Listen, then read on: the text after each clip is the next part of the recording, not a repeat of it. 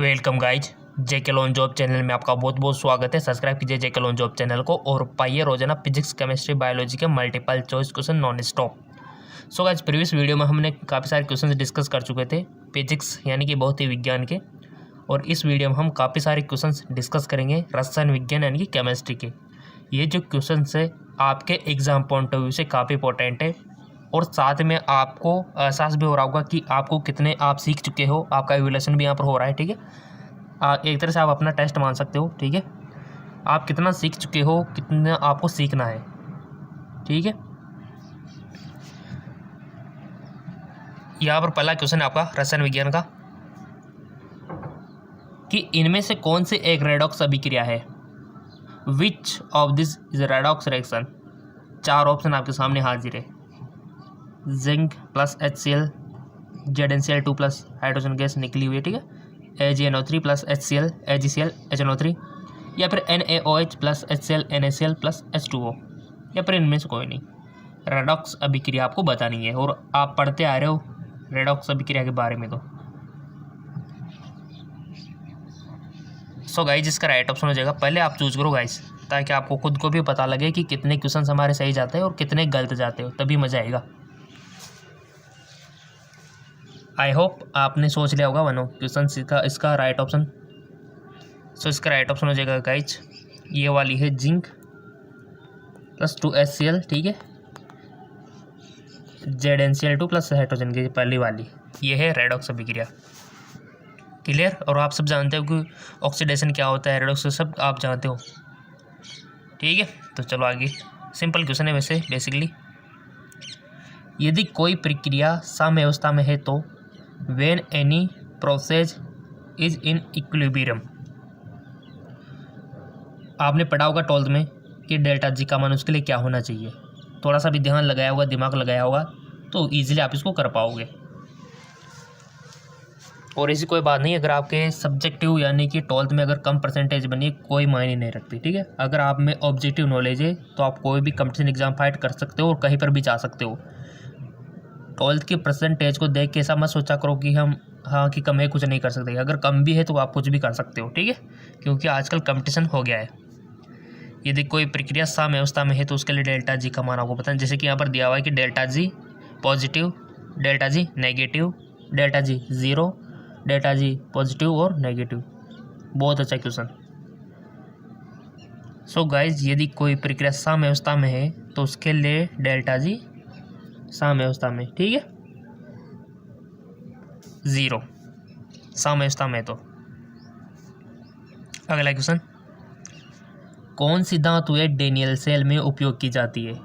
Which are the metals which use in Daniel cell. Daniel cell जानते हो ना आप सब, रसायन विज्ञान में आपने डेनियल सेल के बारे में पढ़ा होगा, शुष्क सेल के बारे में पढ़ा होगा, विद्युत रसायन सेल के बारे में पढ़ा होगा, ठीक है। तो डेनियल सेल में उपयोग की जाती है कौन सी धातुएं। यहाँ पर निकल एंड कॉपर, जिंक, जी, बताइए, argentum. So guys, Daniel cell में उपयोग की जाती है आपकी जिंक और कॉपर, ठीक है, सिंपल। और यही है इसमें भी, ठीक है, जिंक और कॉपर। चलते हैं अगले क्वेश्चन की ओर।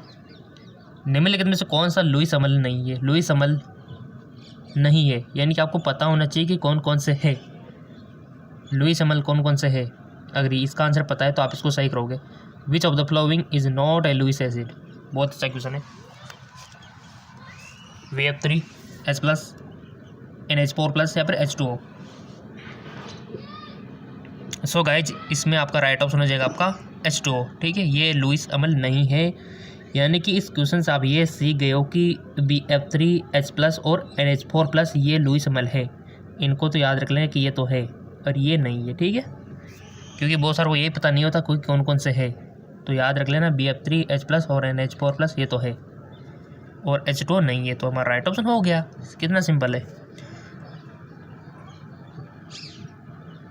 अगला क्वेश्चन, दिए गए ताप पर प्रक्रिया स्वतः होती है। A process is spontaneous at the given temperature. दिए गए ताप पर प्रक्रिया स्वतः होती है यदि delta H equal to 0, delta H less than 0, या फिर डेल्टा H ग्रेटर देन 0, या फिर डेल्टा H और इसकी वैल्यू भी सामने आपके लिए दी हुई है, डेल्टा एच और डेल्टा एस की। तो दिए गए ताप पर प्रक्रिया संवर्धक कब होती है संवर्धक? बहुत अच्छे क्वेश्चन है guys. A process is spontaneously eight the given temperature. So guys इसका करेक्ट ऑप्शन हो जाएगा आपका, इसमें delta H greater than 0, delta S होना चाहिए आपका लेस देन 0, ठीक है। इसका थोड़ा सा ध्यान रखना है आपको, दोनों तरफ आपको ध्यान देना है। डेल्टा एच ग्रेटर देन ये हो गया और ये इसका राइट ऑप्शन हो गया। इससे आते हैं क्वेश्चन आपके। चलते हैं आगे और गैस स्थिरांक आर का मान होता है, वैल्यू ऑफ गैस कांस्टेंट। आपके सामने ऑप्शन दिए रखे, इसमें से आपको बताना है। चार ऑप्शन को देख लो आप अच्छे से। रग डिग्री मोल, इनके यूनिट भी सामने दी हुई है। गैस स्थिरांक आर का मान होता है, कितना होता है guys?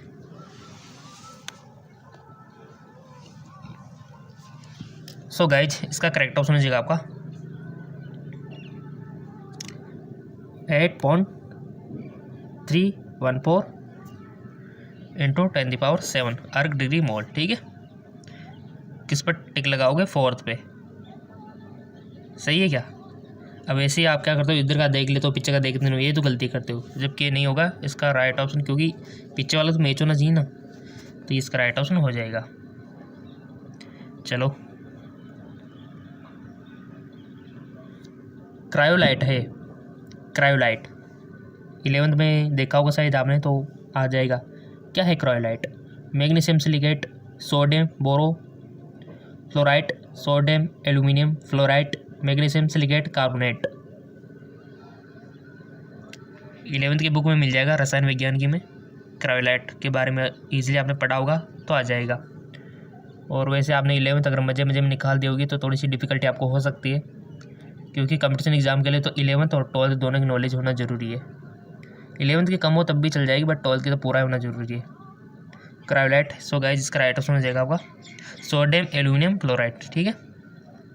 Sodium aluminium chloride, sodium aluminium fluoride इसका राइट ऑप्शन हो जाएगा।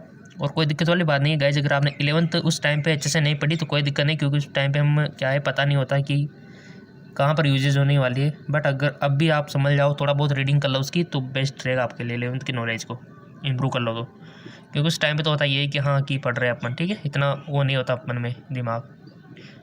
बट जब भी हम इंट्रेंस एग्जाम के लिए हाँ की जरूरत है तो पढ़ लो, कोई दिक्कत नहीं। अगला क्वेश्चन, जब CH ट्रिपल बॉन्ड CH को HgSO4 की उपस्थिति में दोनों H2SO4 के साथ प्रभावित किया जाए तो उत्पाद बनता है, क्या उत्पाद बनता है, प्रोडक्ट क्या बनता है? ये तो सिंपल सी बात है, रसायन विज्ञान में आनी चाहिए आपको, रैक्स ने। तो क्या बनेगा? कीटोन, इतर, एसिटिक अम्ल या फिर एसिटाल्डिहाइड। सो गाइज आपका बनेगा उत्पाद इसमें एसिटाल्डिहाइड। अगला क्वेश्चन की ओर चलते हैं। नाइट्रोजन के लिए लेसेग्रे परीक्षण के दौरान निम्न में से कौन सा खून जैसा लाल रंग देता है? खून जैसा लाल रंग, चूज कीजिए अपना ऑप्शन, चारों में से कोई भी ऑप्शन चूज कीजिए। ऐसा मान के चलो आपकी इंट्रेंस एग्जाम दे रहे हो, आप अपना एग्ज़ाम दे रहे हो और कितने सही करते हो आप, ऐसा मान के चलो तभी मज़ा आएगा। सो चूज कर लिया होगा अपने, तो इसका राइट ऑप्शन हो जाएगा गाइज ऑप्शन 3, ठीक है। चलते आगे और गैस जो सारे केमेनोफोर विलेन को रंगीन कर देती है परंतु एजेनोत्री के साथ अवक्षेप नहीं देती है, वह है। सो गाइज इसका राइट ऑप्शन हो जाएगा आपका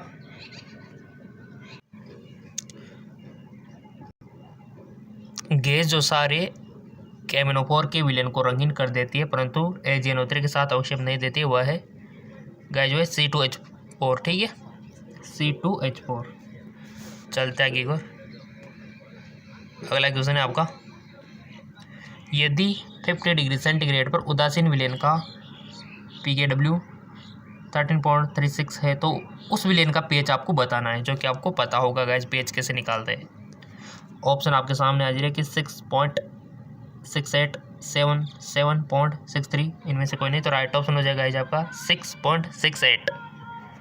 सो गाइस जिसका राइट ऑप्शन हो जाएगा आपका 6.68। ठीक है, करेक्ट ऑप्शन फर्स्ट वाला हो जाएगा। नेक्स्ट क्वेश्चन कि उनकी मानक अवस्था में सभी तत्वों की एंथैल्पी होती है इकाई शून्य, जीरो से या फिर एक दूसरे से भिन्न।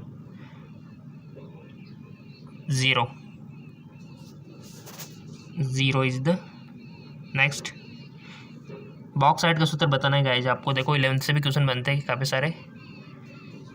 The formula of bauxite Al2O3 H2O या फिर Al2O3.2H2O या फिर आपका Al2O3.3H2O। बॉक्साइड का सूत्र आपको बताना है। वैसे ज़्यादा हार्ड नहीं है, अगर आपको पता होगा इसका फॉर्मूला तो इजीली आप इसको कर दोगे।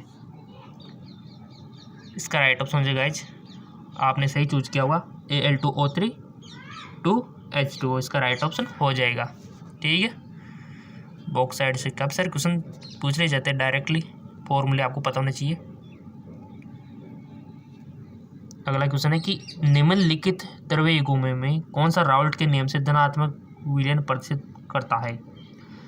आपके सामने ऑप्शन है CH3 CO CH3 CHCl3 या फिर C6H6 CH3OH H2O HCl H2O HNO3। Right option हो जाएगा आपका C6H6 CH3OH। ठीक है, चलता है एक और। किस अभिक्रमक द्वारा एल्डिहाइड और कीटोन विभेद किया जा सकता है। किस अभिक्रमक द्वारा एल्डिहाइड और कीटोन विभेद किया जा सकता है। फेलिंग अभिक्रमक, विलयन, NaHCO3 NH3। किस अभिक्रमक द्वारा एल्डिहाइड और कीटोन विभेद किया जा सकता है। इसका राइट ऑप्शन हो जाएगा गाइज आपका फेलिंग अभिक्रमक। ठीक है, फेलिंग अभिक्रमक। निम्नलिखित में से कौन सा विलायक H2O में विलय है। Which of the flowing solvent H2O soluble. CCl4 CH2 CHCl3 C2H5OH। So guys H2O में विलय है गाइज आपका C2H5OH। बहुत ही अच्छा क्वेश्चन है। काफ़ी सारे क्वेश्चन डिस्कस करेंगे अपन, ऐसी बात नहीं है क्योंकि एग्जाम नज़दीक है ना आपकी, इस वजह से। हीरे में कौन सा संकरण पाया जाता है। Which type of hybridisation take place in diamond. और हाइब्रिडेशन से क्वेश्चन आता है SP SP2 SP3 DSP2। हीरे में कौन सा संकरण पाया जाता है। SP3 संकरण पाया जाता है गाइस, याद रख लेना, अगर याद नहीं तो गांठ मान लेना, क्वेश्चन बन सकता है SP3। ठीक है, अगला क्वेश्चन है आपका पित्तल किन धातुओं से बनी मिश्र धातु है। बहुत अच्छा question. Brass is alloy of which metal. पित्तल जो होती है वो किन धातुओं से बनी मिश्र धातु है। तांबा और जस्ता, तांबा और लोहा, जस्ता और लोहा, इस्पात और तांबा। अपनी नॉलेज के अकॉर्डिंग बताइए कि कौन सा ऑप्शन सही है। सो गाइज आपने चूज कर लिया होगा वैसे बेसिकली अपनी ईमानदारी से। पित्तल किन धातुओं से बनी मिश्र धातु है, वो है तांबा और जस्ता। अगर आपने गलती किया है तो याद रख लेना, तांबा और जस्ता की है। काफ़ी सारी जगह यही क्वेश्चन पूछा जाता है कि कौन सी मिश्र धातु किन किन चीज़ों से मिलकर बनी है। अगला क्वेश्चन है निम्नलिखित में से कौन सा वर्गनाभिक स्नेही है। Which of the following species is a nucleophile. यानी नाभिक स्नेही आपने पढ़ा होगा SN1 SN2 12th, याद करो 12th का रसायन विज्ञान का चैप्टर है आपके। नाभिक स्नेही NO2- Na+2O2- या CX2 या फिर CH3। कौन सा वर्ग नाभिक स्नेही है, तो राइट ऑप्शन हो जाएगा आपका NO2-। ठीक है, बहुत अच्छे क्वेश्चन है गाइस, इंपॉर्टेंट है, इंपॉर्टेंट सारे सारे। और यही नहीं है, आपके लिए एक और चैनल बना रखा है GK MCQ MK। जी हाँ बिल्कुल, लिंक नीचे दे रखा है GK MCQ MK। यहाँ पर भी आपको फिजिक्स केमिस्ट्री बायोलॉजी के क्वेश्चन मिलते हैं, लिंक नीचे दिया हुआ है इस चैनल का। अगला क्वेश्चन है आपका 6.58 pH के विलयन में H3O+ आयन का, थोड़ा सा इसको एडजस्ट कर लेते हैं, आयन का सांद्रण होगा। बहुत अच्छा क्वेश्चन। बताओ।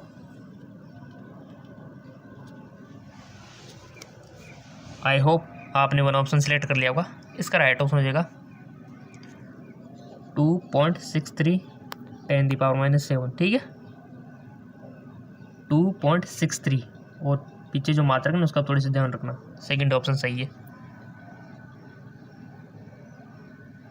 यौगिक का आईयूपीएसी नाम बताना है गाइस आपको। यौगिक का आईयूपीएसी नाम 2 ब्यूटेनोइक अम्ल, 3 मेथाइल ब्यूटेनोइक अम्ल, 2 कार्बोक्सिलिक ब्यूटेन, 2 मेथाइल ब्यूटेनोइक अम्ल। बहुत अच्छा क्वेश्चन है। यौगिक का आईयूपीएसी नाम। इसका राइट ऑप्शन हो जाएगा आपका 2 मेथाइल ब्यूटेनोइक अम्ल। ठीक है, 2 मेथाइल ब्यूटेनोइक अम्ल, 2 मेथाइल ब्यूटेनोइक अम्ल। यहाँ पर बहुत अच्छा क्वेश्चन आया एक बार और। ठीक है, क्वेश्चन तो सारे इंपॉर्टेंट है गाइस। ब्यूटोइन सिस ट्रांस साम्यवस्था क्यों प्रदर्शित करता है गाइस? ब्यूटोइन सिस ट्रांस साम्यवस्था क्यों प्रदर्शित करता है बताइए। सो गाइस इसका राइट ऑप्शन हो जाएगा आपका कि बंध के चारों ओर प्रतिबंधित घूर्णन के कारण। ठीक है, इस वजह से। अगला क्वेश्चन से आपका, निम्नलिखित में से कौन सा ऋणायन सबसे दुर्लभ सार है? Which of the flowing anion is weakest base? C2H5O- या फिर Cn- या फिर CH3COH या फिर NO3। निम्न में से कौन सा ऋणायन सबसे दुर्लभ है सार है? सो गाइज वो है NO3-। ठीक है, याद रखना इस बात को। और जैसा कि हमने आपसे बोल रखा है कि कोई भी इंपॉर्टेंट पोस्ट होगी, लिंक होगा, PDF, वो हम आपको फेसबुक और इंस्टाग्राम पे सेंड कर देंगे। अगर आपने फेसबुक इंस्टाग्राम पे फॉलो नहीं किया तो कर लेना, लिंक नीचे दिया हुआ डिस्क्रिप्शन में।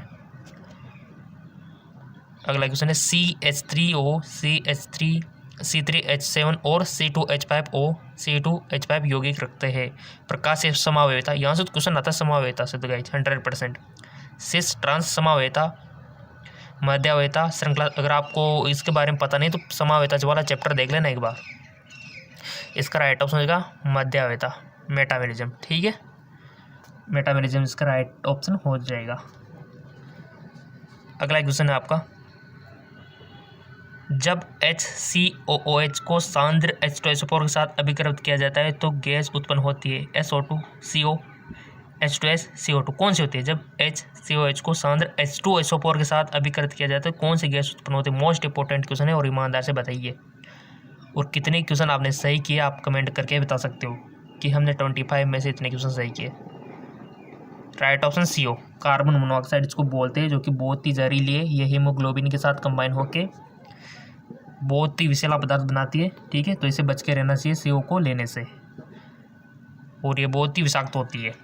और लिंक नीचे डिस्क्रिप्शन में दिया हुआ है।